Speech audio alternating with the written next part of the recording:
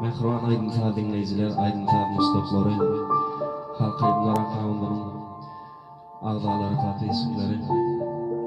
Halk Aydınlara Kanunlarının admini Bakızan Sen hormatına, ehli ağzaların hormatına, tatlı iskilin hormatına, Halife Vaksimet Akısta Parfın yerine yetiren, İnfeylük dinleyen Radi Mendiyen Aydın Basardığından yerine yetirmek için, Halk Aydınlara Kanunlarının ehli ağzalarının hormatına, canın sağ olsun mehribanlar dinleyen dinleyen.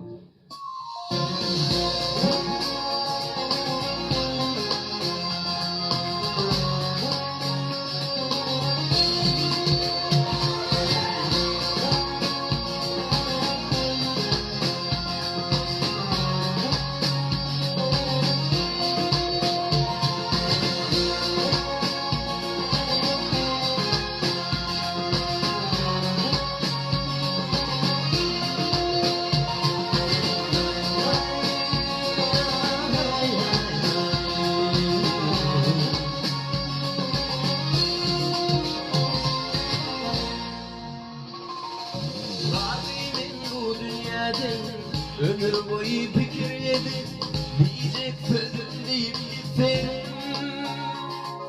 Vatan durdum dolu hava, derin durdum yiyip gittim. Razıyım bu dünyadan, düşen vakti o canımı, dostum için koyup gittim. Mümedeli bu gönül, barbedeli büyüyüp gittim. Razıyım bu dünyanın, düşen vakti o canımı, dostum için koyup gittim. Razıyım bu dünyanın,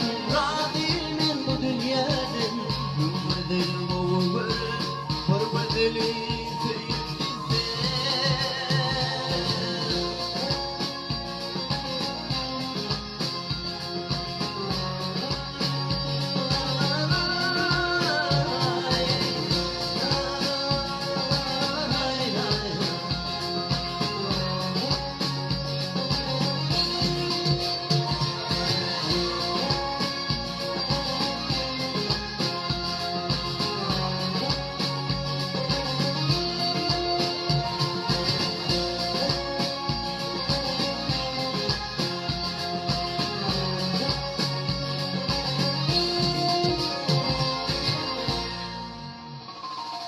Razıyım bu dünyadan, yamanlara diken olup, yüreklerine batıp gittim. Akıl bulup yaşlıların, toyların tutup gittim. Razıyım bu dünyadan, acar bilindikleşimde ağlayıp derle gülüp gittim. Bu dünyada artık bakmam, kim olacağımı bilip gittim. Razıyım bu dünyadan, bu dünyada artık bakmam, kim olacağımı bilip gittim. Razıyım bu